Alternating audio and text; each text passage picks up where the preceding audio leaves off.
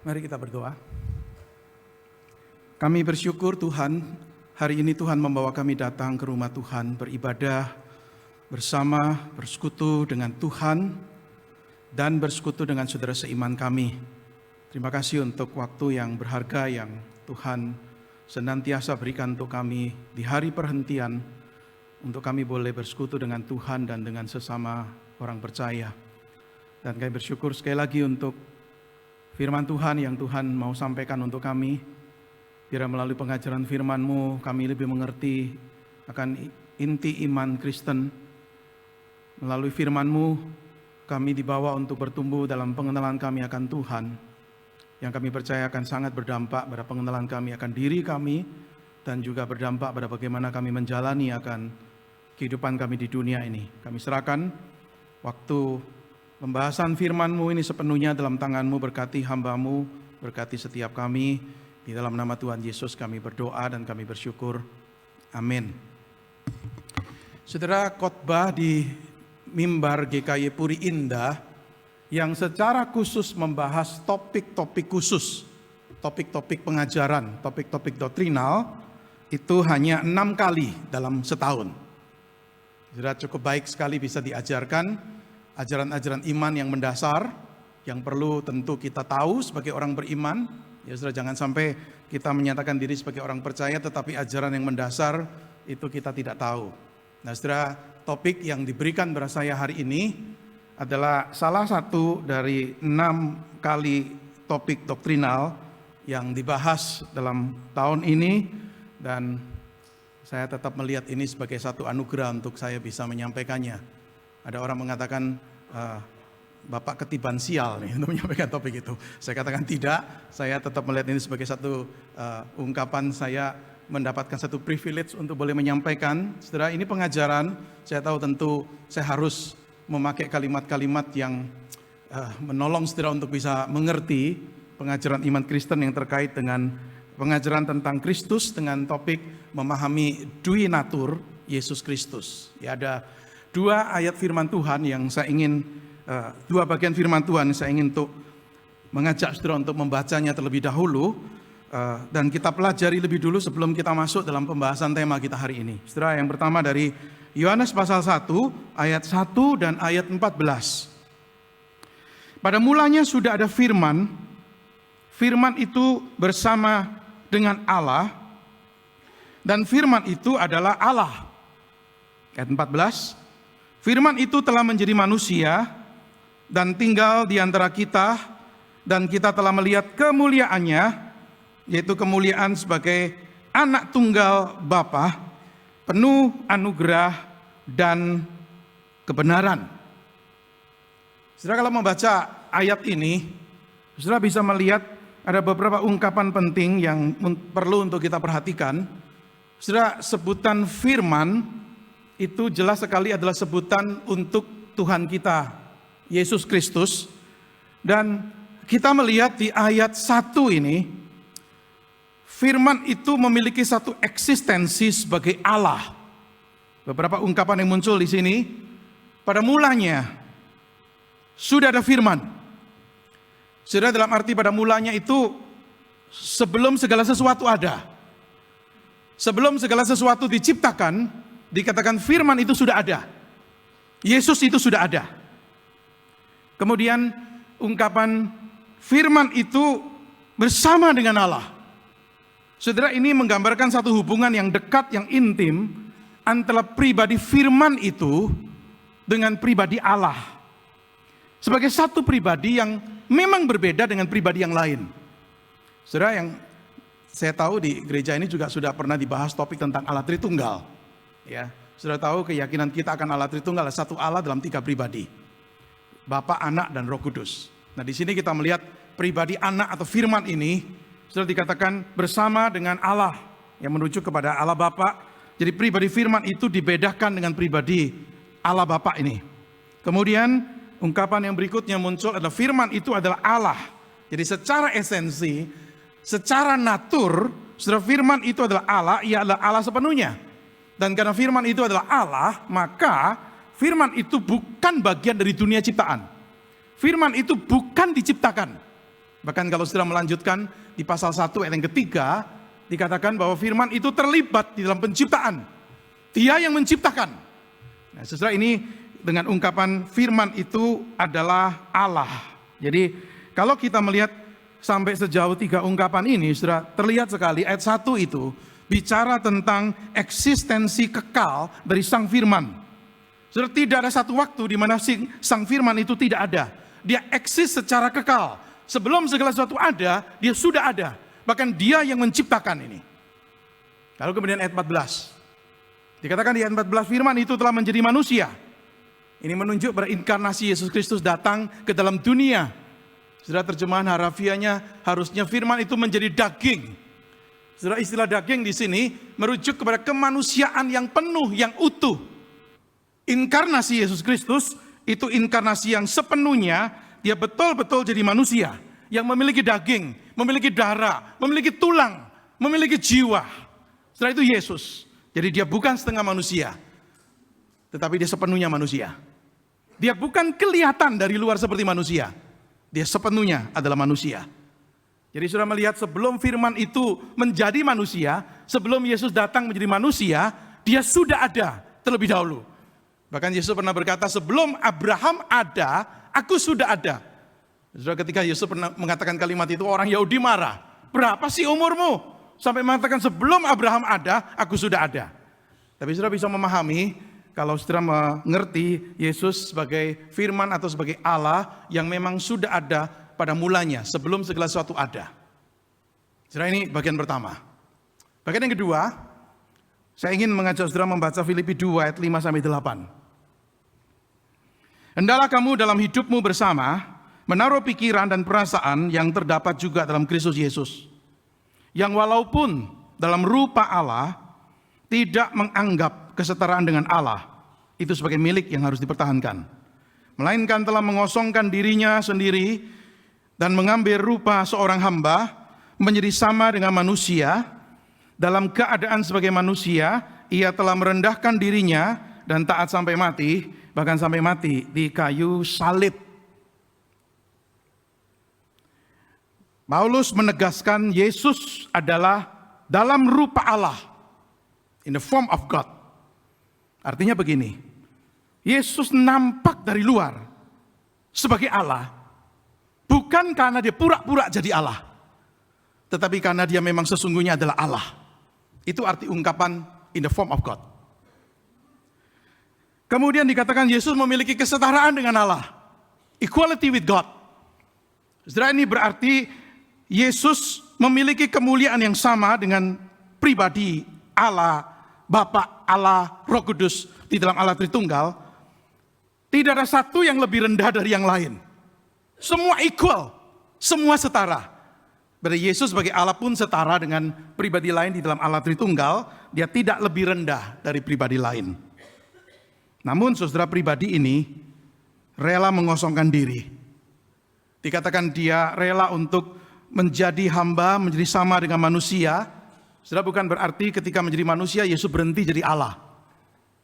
Ada kalanya saya menemukan orang-orang Kristen yang berpikir seperti itu. Ketika Yesus jadi manusia, dia berhenti. Dia nggak lagi sebagai Allah, tapi sepenuhnya sebagai manusia. Saudara, tidak. Ketika dia mengosongkan diri, bukan berarti juga Yesus melepaskan semua sifat keilahiannya. Bukan. Tapi ketika dia mengosongkan diri, saudara, itu artinya adalah dia secara sukarela memilih untuk menahan diri, membatasi diri dari memakai atau mempraktekkan sifat-sifat atau atribut-atribut ilahinya. Itu arti mengosongkan diri. Dia rela lakukan itu demi apa? Demi datang sebagai manusia dan menebus manusia, menyelamatkan manusia. Maka dikatakan di sini dia menjadi sama dengan manusia. Ya, being born in the likeness of man. Artinya ketika dilahirkan, betul dia menjadi serupa dengan manusia secara lahiriah, tetapi dia juga menjadi serupa dengan manusia secara batiniah. Dia bukannya memiliki tubuh fisik, tetapi dia juga berpikir, dia memiliki emosi, memiliki perasaan. Dia sepenuhnya mengidentifikasikan dirinya dengan manusia. Maka kita bisa melihat Yesus waktu ada di dunia, dia mengalami kelaparan. Dia bisa lapar, dia bisa haus, dia bisa letih, dia bisa lelah. dia perlu tidur, dia mengalami pencobaan, dia mengalami penderitaan, dan bahkan kemudian kita tahu dia mati di kayu salib. Dalam keadaan sebagai manusia, being found in human form. Artinya ketika orang melihat dia saat itu, orang mengakui ini manusia. Ini bukan setengah manusia, tetapi ini sepenuhnya adalah manusia. Jadi saudara, Filipi 2 ayat 5-8 itu menunjukkan dengan jelas sekali bahwa Yesus Kristus itu ketika datang ke dalam dunia, dia tidak berhenti menjadi Allah. Dia tidak melepaskan atribut-atribut ilahinya. Tetapi dia datang merengkuh semua keberadaan manusia, menjadi sama dengan manusia, cuma beda dalam satu hal, yaitu dia tidak berdosa.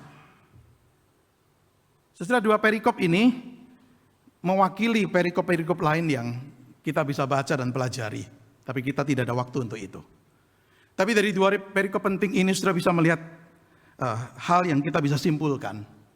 Jelas sekali ketika kita bicara Yesus Kristus, kita bicara dia sebagai Allah sejati dan manusia sejati. Dia sepenuhnya Allah dan dia juga sepenuhnya manusia. Sudah ketika Yesus berinkarnasi, dia ini mengambil natur manusia, dan natur manusia ini bersatu untuk selamanya dengan natur ilahi.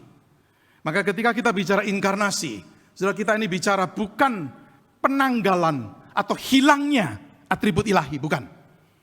Tapi ketika berinkarnasi itu berarti apa? Penambahan atribut-atribut manusia. Yesus sebelumnya belum pernah jadi manusia. Tapi ketika dia datang, dia menjadi manusia. Setelah dia menambahkan sifat-sifat atribut-atribut manusia ini ke dalam dirinya sebagai satu pribadi dengan natur sebagai Allah. Maka saudara, kalau kita bicara hari ini tentang duinatur Yesus Kristus, itu sederhananya adalah dia satu pribadi, tapi dia punya dua natur, dua hakikat. Saudara, istilah-istilah yang dipakai ini ya, natur, hakikat, pribadi, itu istilah-istilah manusia yang kita coba pakai untuk menggambarkan tentang Allah. Ada yang tidak puas dengan pemakaian istilah-istilah itu. Tentu kita bisa mengerti. Kita terbatas sekali untuk menggambarkan Allah itu seperti bagaimana. Maka mau tidak mau kita memakai istilah-istilah manusia. Sekalipun terbatas. Nah, pada waktu bicara tentang pribadi Yesus, kita bicara satu pribadi. Yesus bukan dua pribadi, tapi satu pribadi. Tetapi dalam diri pribadi yang satu ini, saudara, ada dua natur. Yesus sebagai Allah. Maka saudara, Yesus disebut sebagai Immanuel, Allah menyertai kita. Yesus sebagai Allah, maka Yesus bisa berkata kepada para muridnya sebelum dia meninggalkan mereka, aku menyertai kalian sampai akhir zaman. Gak ada manusia yang bisa berkata seperti itu. Yesus sebagai manusia terlihat ketika dia bisa melakukan mujizat yang hanya bisa dilakukan oleh Allah. Dia menyembuhkan orang sakit, dia membangkitkan orang mati, dia bisa menenangkan badai, dia bisa mengampuni dosa. Sebenarnya Allah yang bisa lakukan itu. Dia menerima penyembahan yang hanya sepatutnya diterima oleh Allah. Dia sebagai manusia, dia sebagai Allah. Tapi dia juga sebagai manusia. Maka dia lahir dari seorang wanita. Dia bertumbuh dalam hikmatnya dan dalam perawakan fisiknya. Dia bisa merasa lapar, merasa haus, merasa letih, merasa sedih. Dia mengalami pencobaan, dia menderita, dan dia mati. Ini ringkasan dari apa yang kita sebut sebagai duinatur Yesus Kristus. Tetapi untuk saudara ketahui, ajaran tentang duinatur Yesus Kristus yang kita terima sekarang ini, bukanlah ajaran yang kemudian sepertinya, gampang diterima oleh gereja dari sejak semula. Saudara, tidak. Saya katakan begini saudara, dalam 500 tahun pertama dalam sejarah gereja, sejak adanya gereja, 500 tahun pertama, diskusi teologis, perdebatan teologis, itu utamanya berfokus pada pengajaran tentang Kristus. Misalnya berkaitan dengan Sang Anak dan Sang Bapa ini hubungannya bagaimana. Nah, ini doktrin Allah Tritunggal. Sang Anak dan Sang Bapa ini setara atau tidak. Nah, ini didiskusikan sudah dalam 500 tahun pertama nih. Nah, satu lagi yang didiskusikan cukup sering, yaitu berkaitan dengan topik kita hari ini, yaitu duinatur Yesus Kristus. Maka di dalam sejarah gereja ada orang-orang yang pernah, pemikir-pemikir yang muncul, yang coba memikirkan. Sebab cuma membaca Alkitab, ayat-ayatnya nggak terlalu jelas. Menunjukkan hanya kepada kita, ini loh yang Yesus lakukan, ini loh yang Yesus alami. Tetapi sesungguhnya bagaimana sih relasi dua sifat, dua natur ini dalam diri Yesus Kristus nih? Saudara, maka saya ingin tuh secara cepat saja hari ini mengajak saudara untuk melihat di dalam 500 tahun pertama itu muncul 3 ajaran heterodoks. Heterodoks artinya yang agak menyimpang dari yang diterima oleh gereja. Mencoba untuk memahami duinatur Yesus Kristus ini. Dan kemudian perlu tahu tentang satu pertemuan atau konsili di kota Kalsedon tahun 451 Masehi. Karena konsili pertemuan ini membahas ajaran-ajaran yang heterodoks ini dan meresponi. Dan apa yang kita yakini sekarang ini tentang duinatur Yesus Kristus adalah apa yang sudah digumulkan bersama dan diputuskan bersama di dalam konsili Kalsedon 451.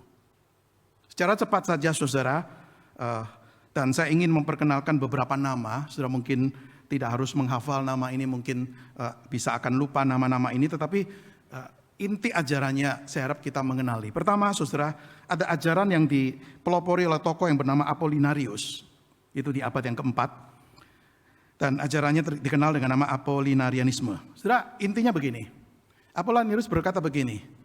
Ketika Yesus menjadi manusia, dia cuma mengambil tubuh.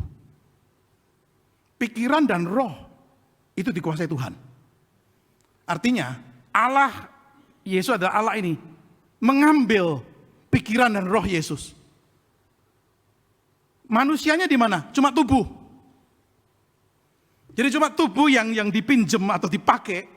Sedangkan jiwa, rohnya, pikirannya, itu semua adalah Allah nih yang masuk di dalamnya. Kira-kira gambarnya seperti ini nih. Yaitu human body, tubuh manusia, bergabung dengan natur ilahi. Saudara, kalau kita setuju dengan ajaran ini, berarti Yesus bukan manusia sepenuhnya. Dia cuma manusia dengan tubuh. Bagaimana bisa menjelaskan? Akhirnya Yesus bisa merasa sedih, bisa lapar, bisa haus, dan sebagainya. Jadi ajaran ini tidak cukup untuk menggambarkan kesatuan duinatur itu. Yang kedua, ajaran yang muncul di abad yang kelima. Nestorianisme dipelopori oleh seorang yang bernama Nestorius. Dia berpendapat begini, Yesus bukan hanya cuma punya 2 natur, tapi Yesus punya 2 pribadi. Pribadi Allah, pribadi manusia. Jadi dalam diri Yesus bukan hanya cuma 2 natur nih, tapi pribadi. Masing-masing punya naturnya sendiri. Dan masing-masing berjalan nih sesuai dengan pribadinya. Jadi artinya begini. Ketika Nestorius berkata, siapa yang disalibkan itu? Yang disalibkan adalah pribadi manusianya. Itu yang disalibkan. Siapa yang mati? Yang mati itu pribadi manusianya. Pribadi Allahnya gak ikut mati. Nah kira-kira seperti itu saudara. Ya tapi ini sekali lagi juga menjadi ajaran yang kemudian tidak diterima oleh gereja. Yang ketiga, saudara, ajaran yang dipelopori oleh seorang yang bernama Eutychianisme, dia berpendapat begini, bukan 2 natur, tapi Yesus punya cuma 1 natur. Dan natur ini natur campuran antara ilahi dan manusia. Jadi saudara, kira-kira gambarnya seperti ini. Natur manusia Yesus dan natur ilahi bertemu membentuk 1 natur baru. Saudara bayangkan dengan analogi seperti ini. Saudara membuat jus mangga dan jeruk digabung. Ketika jus itu jadi, saudara tidak akan bisa berkata, ini 100% jeruk, ini 100% mangga. Menjadi sesuatu zat baru ini. Ya, saudara, kenapa? Karena ini peleburan. Nah ini ajaran dari Eutyches. Yang mengatakan, 2 natur ini nggak ada. Yesus cuma punya 1 natur, dan itu campuran, peleburan. 2 natur ilahi dan 2 natur ilahi dan manusiawi ini. Saudara, 3 ajaran ini pernah muncul. Ya, pernah jadi bahan diskusi, perdebatan. 500 tahun pertama, saudara, di dalam sejarah gereja mencoba untuk memikirkan secara serius bagaimana sih sesungguhnya hubungan ini. Saudara melihat munculnya berbagai ajaran-ajaran yang heterodoks ini, maka para pemimpin agama, pemimpin gereja, para pemikir Kristen itu berkumpul dalam satu konsili, pertemuan di kota Kalsedon yang ada di negara Turki sekarang. Saudara mungkin pernah mendengar ada konsili di kota Nisea, itu yang paling terkenal. Ya, tapi ini konsili di kota Kalsedon, khusus fokus membahas salah satunya tentang duinatur Yesus Kristus ini. Dan apa yang kemudian disampaikan, diputuskan, 520 pemikir Kristen berkumpul, memikirkan iman Kristen kita, ajaran iman Kristen kita tentang Yesus Kristus, Allah dan manusia, itu bagaimana sih? Maka kemudian dirumuskan dalam satu formula. Dan kalau saya boleh ringkaskan, saya akan ringkaskan hanya dengan 3 hal saja. Yang pertama, Yesus Kristus sepenuhnya Allah, sepenuhnya manusia. Truly God, truly man. Yesus Kristus diakui punya 2 natur. Nah ini yang kemudian ditambahkan oleh Konsili Kalsedon. 2 natur ini, 2 natur yang tidak bercampur. Ya, bukan seperti Eutyches tadi, Allah dan manusia bercampur jadi natur baru, enggak. 2 natur ini juga tidak berubah. Artinya ketika Yesus menjadi manusia, dia tetap Allah. Dia tidak berubah dalam natur keilahiannya. Yang ketiga adalah tidak terbagi. Tidak hanya gara-gara punya 2 natur, maka pribadinya juga terbagi jadi 2 pribadi. Allah dan manusia, bukan. Dan juga tidak terpisah. Saudara, disinilah misterinya nih. Ada 2 natur, 1 pribadi. 2 ini gak terpisah. Tapi gak bercampur. Saudara, rumusan, formula atau definisi dari Konsili Kalsedon memang tidak sempurna. Berusaha untuk mencoba untuk mengajak umat Kristen untuk berpikir tentang Tuhan kita yang seperti ini. Kristus memiliki 2 natur yang bersatu. Tetapi sifat dan karakteristik masing-masing natur dipertahankan. Bukan bercampur jadi sesuatu yang baru. Tidak. Maka saudara kita melihat ketika Yesus ada di dalam dunia, kita bisa melihat kenapa Yesus bisa merasa capek, lelah, letih. Tetapi di pihak yang lain, Yesus bisa punya kekuasaan untuk menyembuhkan orang sakit. Bisa melipat gandakan roti dan ikan. Saudara, 2 natur yang ada di dalam diri Yesus ini, dan inilah yang kita terima. Saudara, gambar ini sekali lagi mungkin tidak sempurna, tapi saudara pernah melihat gambar Allah Tritunggal, satu kesatuan, Father, Son, and Holy Spirit. Anak ini bagian dari Allah Tritunggal, tetapi sekarang setelah menjadi manusia, maka kemudian ada natur manusia yang bergabung bersatu dengan natur ilahinya ini. Menjadi the person of Christ. Maka ketika kita berkata pribadi Yesus Kristus, sekarang ini, saudara, kita harus berkata bahwa dia adalah satu pribadi yang memiliki 2 natur. Istilah yang dikenal di dalam diskusi teologis untuk kesatuan ini adalah istilah hypostatic union. Hypostatic itu adalah satu pribadi. Kesatuan dalam satu pribadi, tetapi ini adalah memiliki 2 natur di dalamnya. Saudara, yang saya mau katakan begini, di tengah keterbatasan waktu kita untuk membahas semuanya, saya menyimpulkan begini. Saudara, tidak mudah untuk memahami doktrin hypostatic union ini. Sama seperti kita nggak mudah kan, waktu saudara mendengar penjelasan doktrin Allah Tritunggal. Keterbatasan pemikiran kita untuk memahami Allah Tritunggal, wah sulit nih. Saya percaya hal yang sama berlaku untuk hypostatic union nih. Satu pribadi 2 natur. Saudara, kenapa?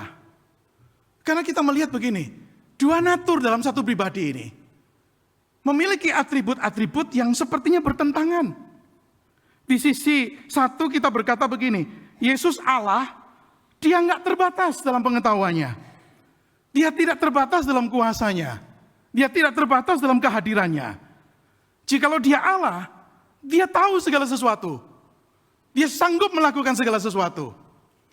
Dia hadir di mana-mana. Tetapi di sisi lain, setelah kita menemukan Yesus yang bisa tidak tahu. Yesus ketika ditanya kapan ini akhir zaman akan tiba, dia katakan mengenai waktunya kapannya itu anak tidak tahu. Yesus terbatas.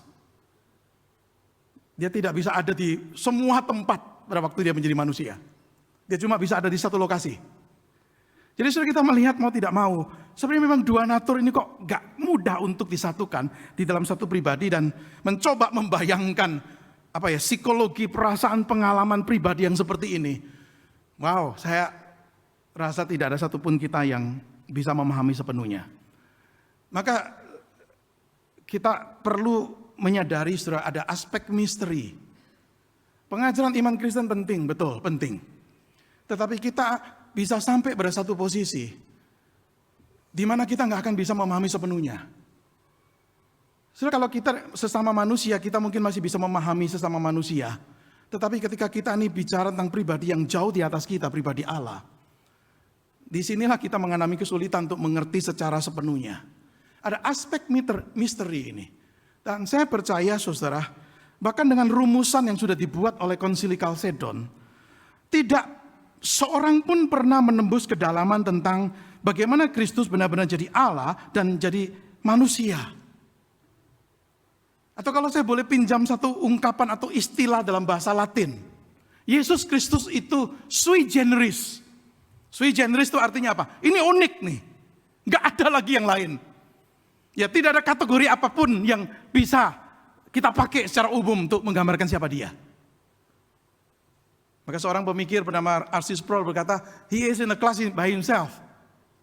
Dia punya kelasnya sendiri sepertinya. Dia punya kategorinya sendiri. Karena apa? Hanya satu pribadi dalam sejarah manusia yang pernah adalah Allah yang berinkarnasi, Allah dan sekaligus manusia.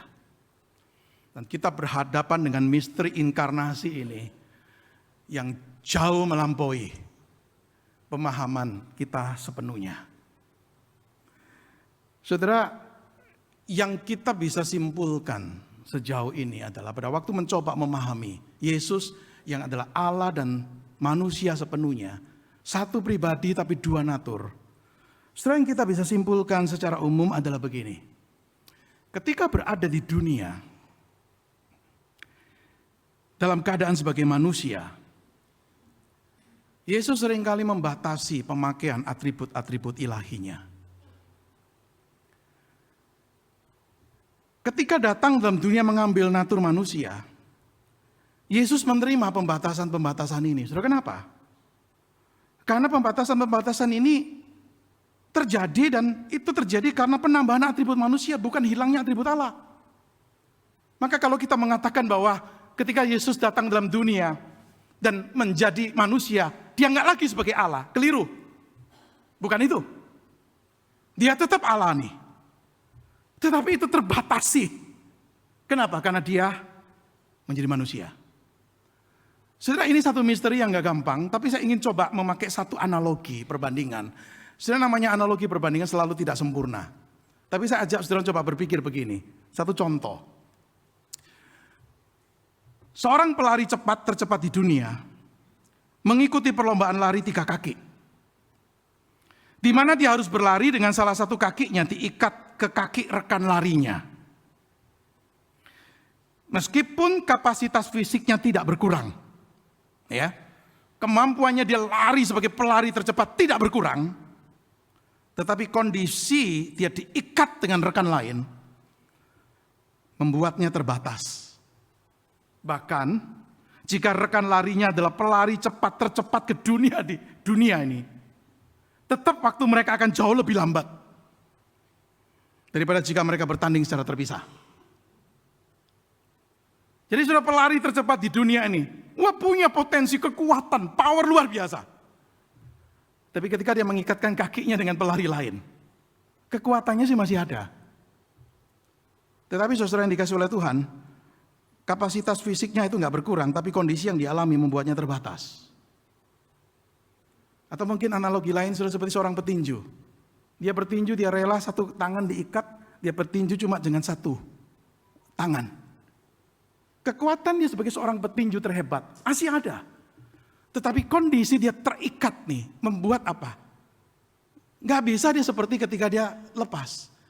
Sudah saya coba analogikan. Situasi ketika Kristus datang dalam dunia dalam inkarnasi, dengan analogi yang seperti ini, sama seperti pelari atau petinju dapat melepaskan ikatannya, tetapi memilih untuk membatasi dirinya sendiri selama berlangsungnya acara pertandingan itu. Demikian pula inkarnasi Kristus. Pembatasan yang dia pilih sendiri dengan sukarela, dia tidak harus mengambil kemanusiaan, tetapi dia memilih untuk melakukannya selama masa inkarnasi itu. Dan selama masa itu, keilahiannya selalu berfungsi bersamaan dengan kemanusiaannya. Maka Konsili Kalsedon mengakhiri dengan kalimat itu, tidak terpisah. Tidak terpisah karena ini satu kesatuan, tetapi sifat karakteristik masing-masing natur tetap ada. Sekali lagi saudara memahami psikologi, memahami kejiwaan, pengalaman pribadi yang seperti ini jauh di luar kemampuan kita karena he is sui generis. Tidak ada yang pernah mengalami seperti dia. Saudara, ini pengajaran, tapi saudara pasti akan bertanya, apa sih pentingnya tahu ini bagi kita? Pertama, saudara, penting bagi kita karena berkaitan dengan keselamatan dan penebusan yang sempurna bagi kita. Kita memerlukan juru selamat yang adalah Allah sepenuhnya dan manusia sepenuhnya. Hanya Allah yang bisa menyelamatkan. Tanpa keilahiannya, Yesus nggak akan bisa punya kuasa untuk menanggung dosa dunia. Siapa manusia yang bisa? Dan tidak mungkin dia bisa mengalahkan kematian. Hanya pribadi yang adalah Allah yang tak terbatas yang bisa menanggung hukuman penuh atas semua dosa manusia. Makhluk yang terbatas tidak akan mampu menanggung itu. Dan karena Kristus adalah Allah, maka pengorbanannya juga memiliki nilai tak terbatas dan cukup untuk menebus dosa umat manusia. Tapi sebagai manusia, dia layak dan dia bisa menjadi pengganti kita dalam hukuman dosa. Jikalau Yesus bukan manusia sejati, bagaimana bisa mewakili kita? Jikalau Yesus bukan manusia sejati, bagaimana dia bisa mati? Kurban imam besar adalah kurban dirinya sendiri. Menanggung kematian yang seharusnya kita semua terima. Dia mati sebagai korban yang tak bercacat ganti kita. Dia memenuhi tuntutan keadilan Allah. Dan oleh sebab itu dia perlu untuk jadi manusia. Atau kalau saya boleh ringkaskan dengan satu kalimat yang saya pinjam dari seseorang. Orang itu berkata begini. Sebab hanya Allah yang bisa menyelamatkan. Dan hanya manusia yang bisa mati.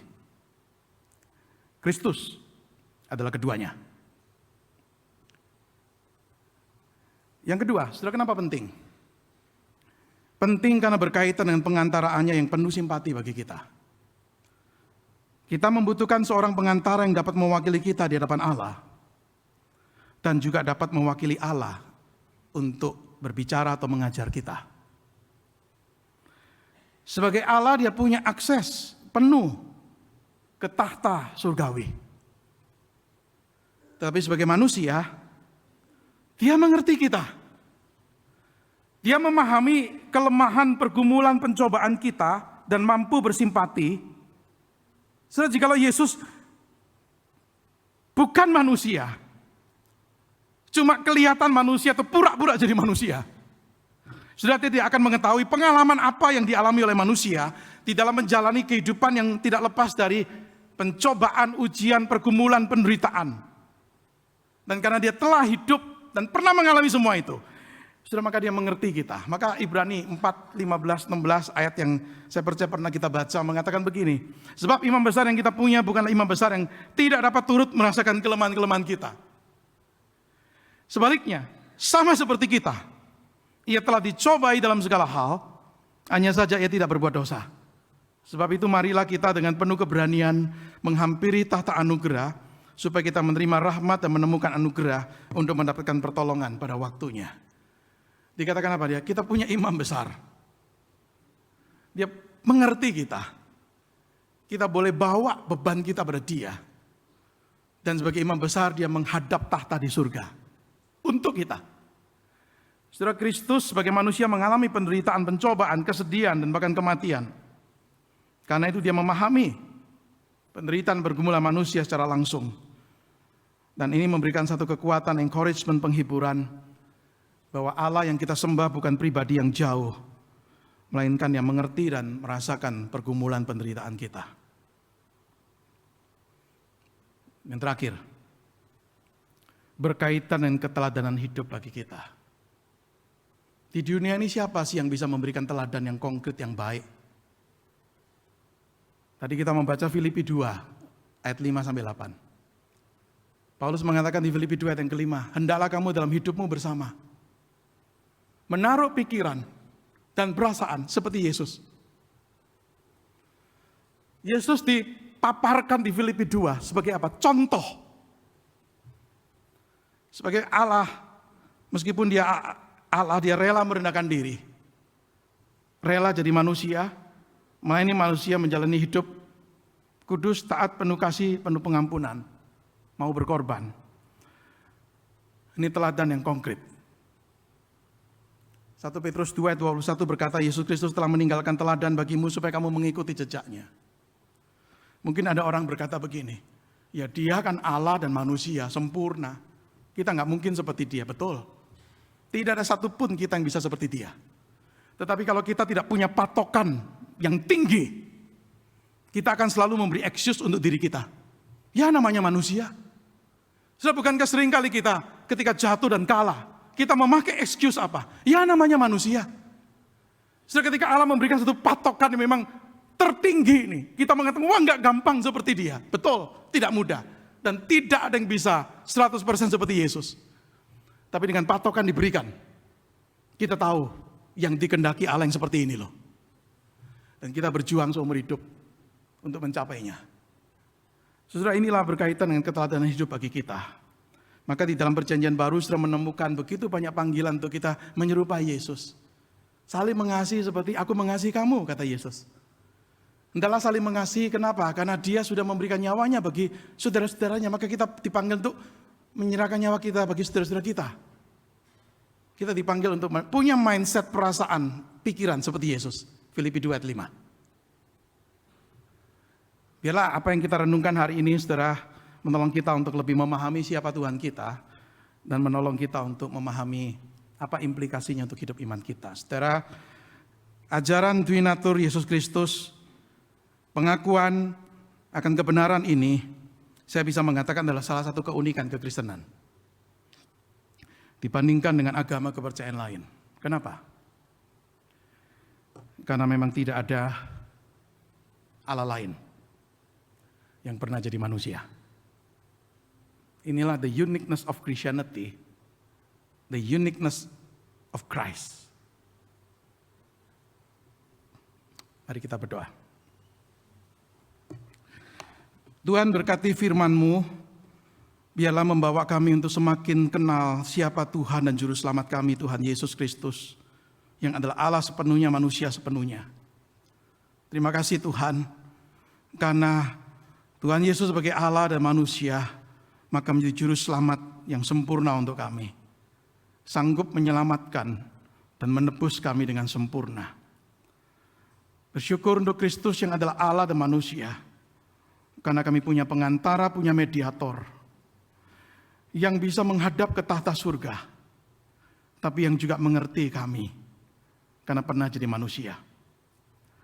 Terima kasih karena Kristus meninggalkan teladan teragung, membawa kepada kami untuk memahami apa yang Tuhan sesungguhnya rindukan untuk kami sebagai orang-orang percaya di dalam menjalani kehidupan ini, menjalani kehidupan yang menyenangkan Tuhan dengan makin menyerupai Kristus Tuhan dan Juru Selamat kami. Terima kasih kami boleh belajar topik ini hari ini. Mohon berkat Tuhan untuk pembelajaran ini bagi hidup iman kami. Dalam nama Tuhan Yesus kami berdoa dan kami bersyukur. Amin.